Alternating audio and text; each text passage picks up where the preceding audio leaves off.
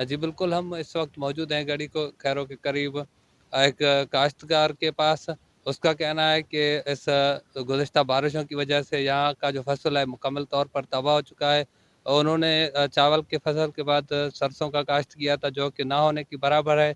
इस हवाले से हमारे साथ वो काश्तकार भी मौजूद हैं, हम उनसे भी जानेंगे कि उनका क्या कहना है इस हवाले से। असांजे सिरें जो जेको आहे हाल ॾिठो आहे त उहो जेको आहे न हुअण जे बराबरि आहे।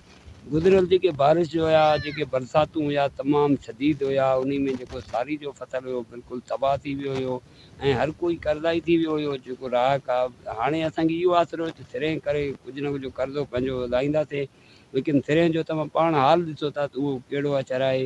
हूअं बि हुकूमत आहे जेको 2022 जेको बारिश जेके थिया हुया उन जो जेको नुक़सानु हुयो सॼो हारी जे मथां पियो ऐं मुआवज़ो जेको मिलियो उहो ज़मीनदार खे ॾिनो वियो आहे। ऐं नुक़सानु जेको घणो हारी जो थींदो आहे, छो जो ॿिज आहे, भाण आहे, ॿियो सॼो ख़र्चो जेको हूंदो आहे हारी जे मथां हूंदो आहे ऐं जेको आहे मुआवज़ो हुनजो ज़मीनदार खे ॾिनो वेंदो आहे। असां हुकूमत खे इहो मुतालबो कंदासीं त महिरबानी करे हारियुनि जे लाइ बि को पैकेज वग़ैरह कढियो वञे जो हुननि ग़रीबनि जो बि नुक़सान जो अज़ालो थी सघे।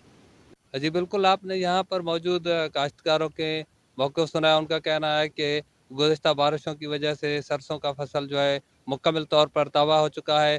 यहाँ पर फ़सल ना होने की बराबर है। उन्होंने हुकूमत से मुतालबा किया है कि खुदारा कुछ जो है काश्तकारों को रिलीफ़ देकर उनकी जो है मुश्किलात में कमी की जाए। कैमरा टीम के साथ नूर जमाली, वश न्यूज़, गढ़ी खैरो।